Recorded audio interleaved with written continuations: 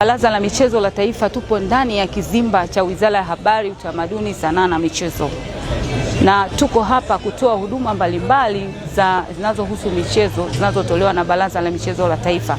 Hivyo nipende kuwakaribisha wadau wote wa michezo walio Dodoma na hata walio mikoa jirani kuweza kufika mahali hapa kutembelea kwenye kizimba hiki ili waweze kupata huduma zetu, ikiwa ni pamoja na kupata huduma za namna wanaweza wakafanya usajili kupitia mfumo wa kidijitali yani SaaS. Pia wakifika katika kizimba hiki watapata taarifa muhimu zinazohusiana na maendeleo ya michezo. Lakini pia tukumbuke kwamba tunao ujio wa mashindano ya AFCON 2027.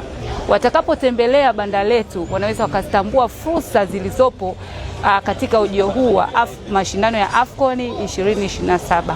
Hivyo basi nipende kuwakaribisha wadau wa michezo kufika mahali hapa ili waweze kujionea mambo mazuri yanayotolewa na Baraza la Michezo la Taifa.